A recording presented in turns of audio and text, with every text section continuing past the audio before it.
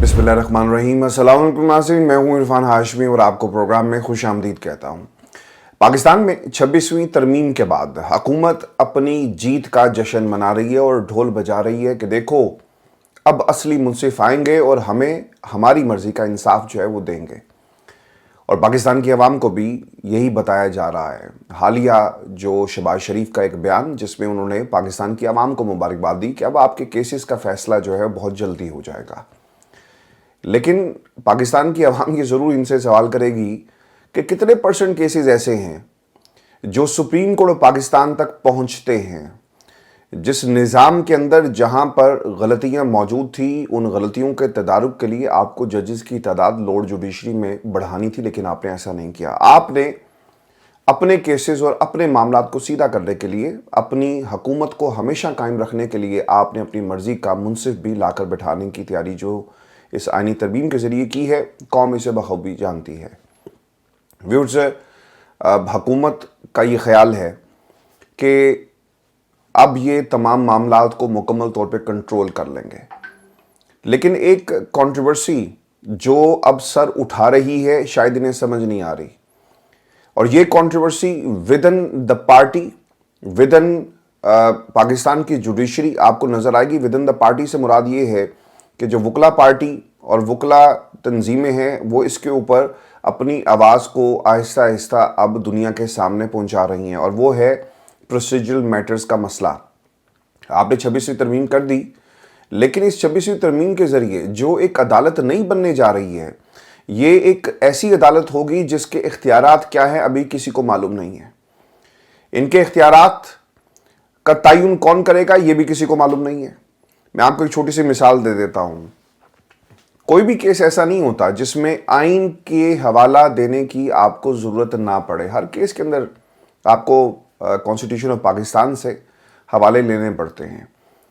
अब इस बात का कैसे तयन होगा कि ये केस कॉन्स्टिट्यूशनल बेंच के पास जाएगा या ये केस किसी आम बेंच के पास जाएगा? और अगर ये गलती से किसी आम बेंच के पास चला गया तो जज ने अपने जहन में क्या चीज़ रखनी है कि कहीं पे जब किसी कॉन्स्टिट्यूशन की और आइन की बात की जाएगी तो हमने वहीं पे कौंसल को रोक देना कि भाई आप यहाँ पे कॉन्स्टिट्यूशनल रेफरेंसेस हमारे सामने नहीं दे सकते। टैक्स के बहुत सारे ऐसे केसेस होते हैं जिनमें कॉन्स्टिट्यूशनल अमेंडमेंट्स का जिक्र किया जाता है, कॉन्स्टिट्यूशन की बात की जाती है, तो वहाँ पर क्या ये तमाम नज़ीरे और प्रेसिडेंट्स देना बंद कर दिए जाएंगे? तो ये एक बहुत बड़ी कन्फ्यूजन है। दो एग्जांपल्स आपके सामने रख देता हूँ और ये इनकी मुस्कुराहट से आपको पता लगेगा कि जजेस जिन्होंने डेली बेसिस पे 100-150 केसेस सुनने होते हैं, उनको पता था कि आइन और इस पर तरामीम करने वाले यानी फॉर्म 47 वालों को शायद ये मालूम नहीं है कि कॉन्स्टिट्यूशन कितना वास्ट सब्जेक्ट है और इसकी इम्प्लीकेशंस जो है वो हर केस के ऊपर होती हैं। और अब इस मुल्क के अंदर एज वी स्पीक फॉर्म 47 वाले अगले चीफ जस्टिस ऑफ पाकिस्तान का फैसला करने जा रहे हैं। ये फॉर्म 47 वाले मैं बार बार क्यों कह रहा हूँ? मैं इसलिए कह रहा हूँ भाई, ये शाइस्ता परवेज़ मलिक, एहसन इकबाल, ख्वाजा आसिफ और इन जैसे कई लोग जो इस कमेटी के अंदर शामिल हैं, इनके ऊपर इल्ज़ाम है और सबूत मौजूद हैं। पहले उसका फैसला तो करें। किसी के वजूद का होना ना होना पहले उसका फैसला होगा तो वो ये फैसला करेगा कि जो उसके पास पावर है, यानी कितनी मुकद्दस पावर्स आपने किसी को दे दी कि तुम जाओ वक्त के काजी का इंतखाब करो। जो काजी इस बात का फैसला करेगा कि मुल्क के अंदर जो हमारी बाउंड्रीज हैं जिस पे ये कॉन्स्टिट्यूशन ऑफ पाकिस्तान एप्लीकेबल है, वहाँ पर किस किस्म का निज़ाम होगा, उसको चलाने वाले कौन होंगे और ये फैसला और ये फ़ायदा किसको पहुँचेगा, इसका फैसला फॉर्म 47 वाले कर रहे हैं। ये पाकिस्तान के अंदर जी होने जा रहा है। जो जस्टिस आयशा मलिक थी उनको मालूम था, जिन्होंने मुस्कुराते हुए कहा ना, मैं कल से इस पर बात कर रहा हूँ कि उन्होंने कहा जी चलें आप जाने और आपकी कॉन्स्टिट्यूशनल अमेंडमेंट्स जाने। वो क्यों कह रही थी? वो इसलिए कह रही थी, उन्हें पता था कि ये निज़ाम ज़्यादा देर नहीं चल सकेगा। हर केस के अंदर ये मामला आएगा, हर केस के अंदर ये सवाल पूछा जाएगा कि भाईजान ये कॉन्स्टिट्यूशनल बेंच में जाना है या सादा बेंच में जाना है, ये डंग वाले बेंच में जाना है या स्पेशल बेंच में जाना है। और आपने एक पैरेलल जो है वो निज़ाम पाकिस्तान के अंदर खड़ा कर दिया है। इसके साथ साथ जस्टिस मंसूर साहब ने भी ये कहा था और उन्होंने केसेस को मुलतवी इसलिए किया कि उस वक्त चीज़ ये क्लियर नहीं थी कि कॉन्स्टिट्यूशनल बेंच में जाएगा या नहीं जाएगा। मैं आपको ना एक और भी बात बता देता हूँ। आप जाकर ज़रूर डॉन का वो आज जो आर्टिकल है वो उसे पढ़िएगा। जो एनॉमलीज इसके अंदर हैं, डिस्क्रिपेंसीज हैं, इसका एक एक हवाला दिया गया। और इसमें बहुत सारे लोग ऐसे हैं जिन्होंने अपना नाम ना जाहिर करने की शर्त पर ये बताया कि ये जितनी भी इन्होंने अमेंडमेंट्स की हैं इसमें इतनी कन्फ्यूजन्स हैं कि ये तकरीबन ज़्यादा से ज़्यादा 6 माह के अंदर ये कंट्रोवर्शियल होके ज़मीन बोस हो जाएंगे। आपने पूरा निज़ाम हिला दिया है। यहाँ पर कैंसर का इलाज आप पैरासीटामोल से करने के लिए दोबारा कोशिशें कर रहे हैं। जिस तरह मईशत का आपने बड़ा किया, उसी तरह जो निज़ाम इंसाफ है, जहाँ पर लोग इंसाफ के लिए जाएंगे, चाहे वो कॉर्पोरेट साइड से केसेस हों या किसी आम रेडी वाले का केस हो, सबको आपने उलझा कर रख दिया। और पहले इस बात का तयन करना पड़ेगा कि चीफ जस्टिस कौन होगा। उसके बाद चीफ जस्टिस जो कमेटीज़ बनाते हैं जजेस की, उसके अंदर किस तरह डिवाइड इनको किया जाएगा। जो भी दरख्वास्त आती है रजिस्ट्रार के पास, वो कॉन्स्टिट्यूशनल बेंच में जाएगी या फिर इनके साथ आप लगाएंगे।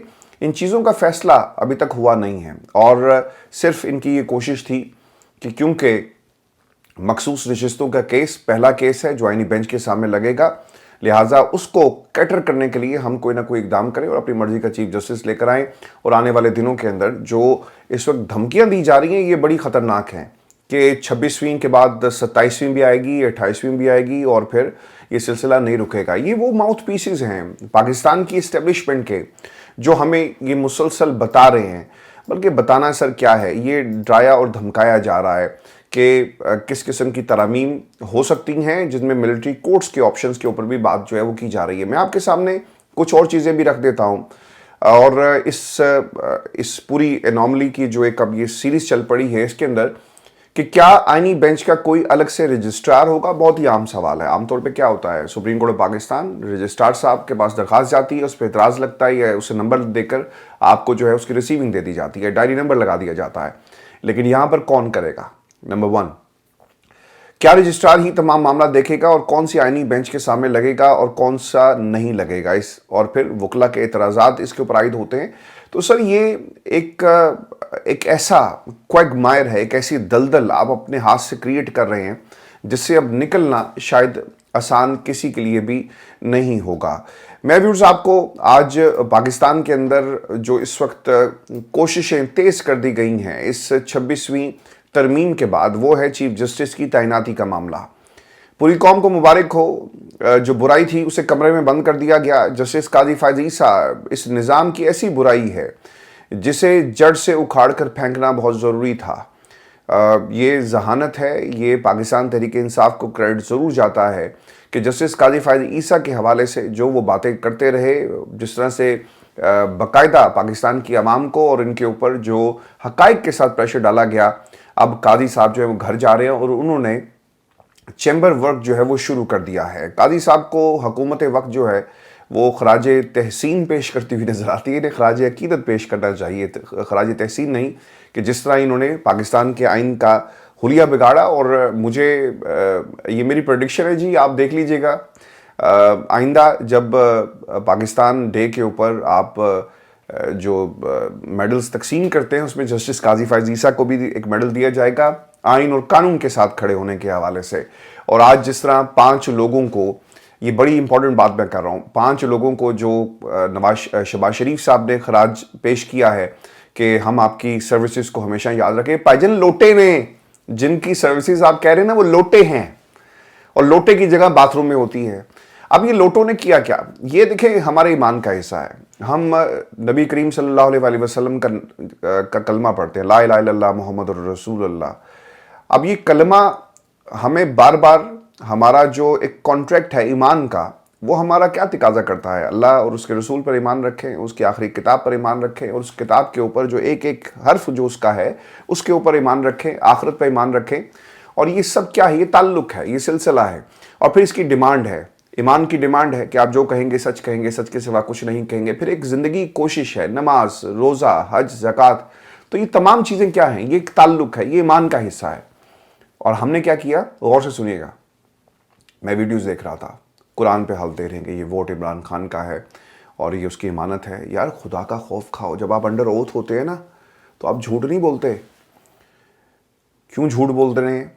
میں آپ کو نا ایک حیران کن بات بتاتا ہوں. حیران کن کیا جی، ہمارے لیے یہ ڈوب کے مر جانے کا مقام ہے اور کسی نے، چونکہ ہم جس سوسائٹی میں رہتے ہیں یہاں پر لوگ نا ہمیں بہت قریب سے دیکھتے ہیں، ہمارے بولنے کو، ہماری خوراک کو، ہمارے ایمان کو، ہر چیز کو نا وہ اسکین کرتے ہیں.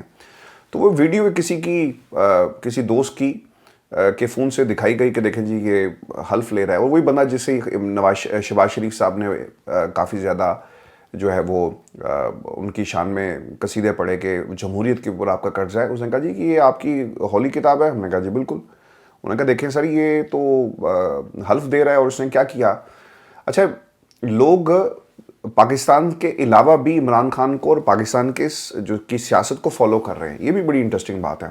تو وہ جب انہوں نے مجھے ویڈیو دکھائی تو میرے پاس تو سر کوئی جواب نہیں تھا.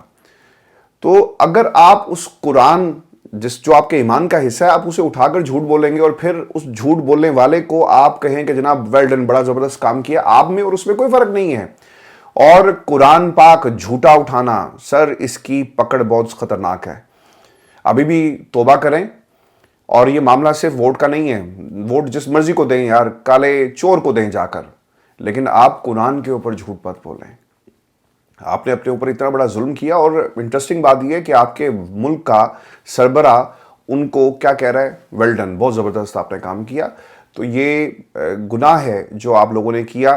آپ سیاست کو سیاست تک رہنے دیں. قرآن پر حلف لینے کے بعد آپ نے کس طرح جا کر یہ ووٹ لوگوں کو دیا. اور شہباز شریف صاحب کہہ رہے ہیں کہ جمہوریت کے لیے جو آپ کی قربانی ہے ہمیشہ یاد رکھی جائے گی.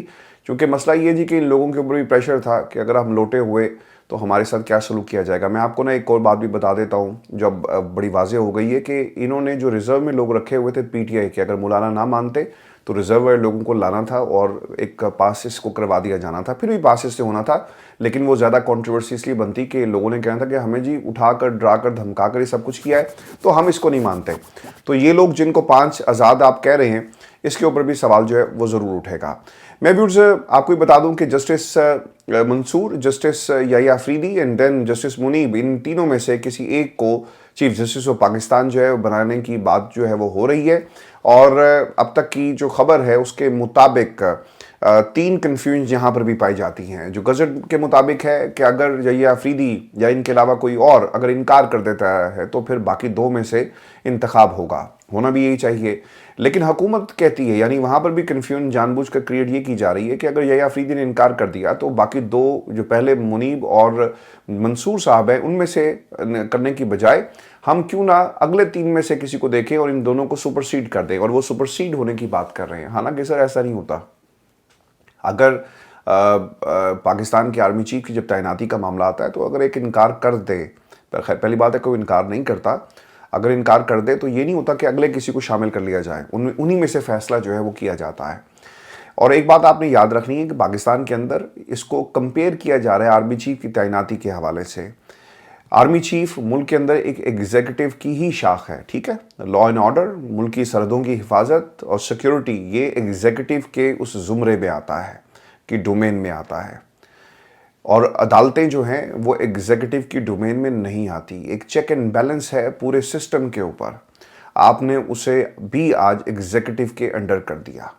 جو ایگزیکٹو کہے گا، اب ہوگا کیا، جتنی بھی سپریم کورٹ کے جج صاحبان کی لسٹ ہے یہ حکومت کو منانے میں ہر وقت لگے رہیں گے. ایک تو ٹینیور کا تعین نہیں ہے اور ٹینیور کبھی بھی ختم ہو سکتا ہے. اور پھر یہ بھی آپ نے بات یاد رکھنی ہے کہ یحییٰ افریدی کے حوالے سے کہی جا رہی ہے کہ وہ کیوں انکار کریں گے. اس کی وجہ یہ بتائی جاتی ہے کہ ان کی ایج کو اگر دیکھا جائے تو ابھی کافی وقت پڑا ہے to stay in supreme court of Pakistan. اور اس کے وہ چیف جسٹس رہیں گے. اگر انہیں ریگولر پروسیس کے تحت لایا جاتا، اگر آپ وہ دوبارہ چیف جسٹس یعنی اسے ایکسیپٹ کر لیتے ہیں تو ان کی عمر جو ہے وہ صرف 3 سال تک ہوگی اور وہ ریٹائر ہو جائیں گے. تو اس کے اندر بھی کنفیوژن ہے. کیونکہ عام طور پہ یہ ہوتا ہے کہ ٹل دی ایج آف 65 اور 3 سال یعنی 65 سال کی عمر تک آپ دونوں میں سے کوئی بھی چیز اگر پہلے آتی ہے تو آپ اس عہدے تک رہ سکتے ہیں. تو یہ بھی ایک بہت انفارچونیٹ یحییٰ افریدی صاحب کے ساتھ ہوگا. تو وہ بھی یہ سوچ رہے ہوں گے کہ 3 سال کی چیف جسٹس ہی کو انجوائے کریں اور گھر چلے جائیں، یا پھر بتایا ہی جاتا ہے کہ ان کی عمر کافی کم ہے اور 7-8 سال مزید وہ جو ہیں سپریم کورٹ آف پاکستان میں ایز اے جج جو ہیں وہ رہ سکتے ہیں. تو یہ بھی ایک معاملہ اس کے اندر بڑا امپورٹنٹ ہے. ویورز میں آپ کو کچھ چیزیں جو ہیں پاکستان تحریک انصاف کے حوالے سے بتا دیتا ہوں. انہوں نے ایک تو جی اس کا مکمل ایک بائیکاٹ کیا ہے, اور دوسری طرف ایک اور جو کیسز کی لسٹ ہے وہ بھی آج بڑی امپورٹنٹ ہے. ایک تو جی بشریٰ بی بی کی ضمانت کی منظوری کا ایک معاملہ ہے, اور جسٹس میاں گل حسن اورنگزیب نے کل ایف آئی اے کو جو ہے وکیل کو مکمل تیاری کے ساتھ آنے کی ہدایت کر دی ہے, اور اگر آپ تیاری سے نہیں آئیں گے تو ہر حال میں اس کا فیصلہ جو ہے وہ ہو جائے گا. جج نے ایف آئی اے وکیل سے پوچھا, یہ جو میاں گل حسن اورنگزیب صاحب ہیں, کہ ضمانت کے حوالے سے آپ کو کیا ہدایت دی گئی ہیں. انہوں نے جواب دیا کہ ہم ضمانت کی مخالفت ہی کریں گے. اس کے بعد سلمان صفدر نے دلائل دی ہے کہ بشریٰ بی بی پر سماعت 12 دن نہیں ہو سکی. میاں گل حسن نے کہا کہ میں 9 اکتوبر کو عدالت آیا تو بہت تیز بخار تھا, جسم جل رہا تھا. میں نے عدالت آنے سے پہلے بلڈ ٹیسٹ کرایا, مجھے ریکور کرنے میں لمبا وقت لگا. سلمان صفدر نے کہا کہ ایف آئی اے 18 ستمبر کو توشہ خانہ 2 کیس کا مقدمہ درج کیا اور 2 دن میں چلان جمع کروا دیا گیا. حیران کن طور پر ایف آئی اے نے محض 2 دن میں تمام کارروائی مکمل کی اور اپنا کنکلوژن بھی دے دیا. یہ اپنی نوعیت کا پہلا کیس ہے, کوئی عدالتی نظیر موجود نہیں ہے. عدالت نے کل ایف آئی اے کو دلائل مکمل کرنے اور فیصلہ سنانے کا عندیہ بھی دے دیا جی, اور کہا یہ جا رہا ہے کہ کل بشریٰ بی بی کی ضمانت ہو جائے گی. سر ضمانت ہو جائے, رہا ہو جائیں, پھر کوئی نہ کوئی کیس تیار ہوگا, چونکہ علیمہ خان اور ڈاکٹر جو عظمیٰ ہے ان کے خلاف وہ کھڑی تھی بیچاری, اور آپ نے ان کو پکڑ کے اس لیے لے گئے کیونکہ وہ مسلسل بات کر رہی ہیں. میں نا ان چیزوں کو یہ کوئی عام چیزیں نہیں ہو رہی.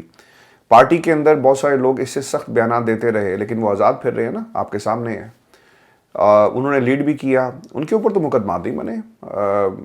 علیم ان گنڈا پرو دیکھ لیں, ہی اسٹل آؤٹ دیئر.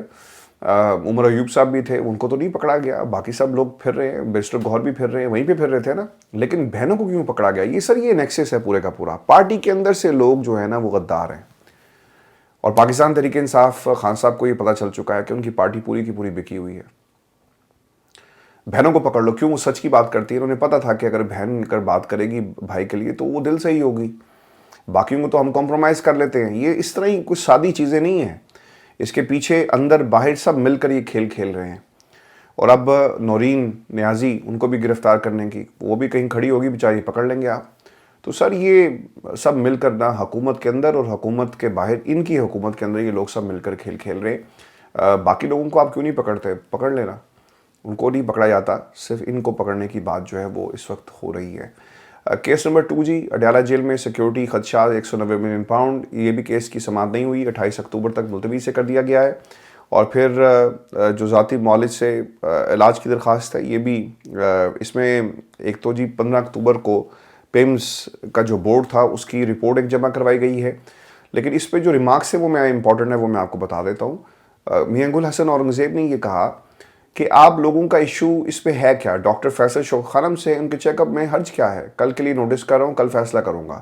اور اس کے بعد جو ہے سماعت ملتوی کر دی گئی ہے, اور انتظار پنجوتا کی جی, اللہ تعالیٰ ان کی زندگی کرے. اور ایک رپورٹ آئی ہے جی سامنے, اور اس رپورٹ کے مطابق بتایا یہ جا رہا ہے کہ انتظار پنجوتا کے نام پر 3 سمیں ہیں, ان میں سے ایک سم کی لوکیشن پشاور کی ہے, ایک سم جو انتظار پنجوتا کے نام پر ہے.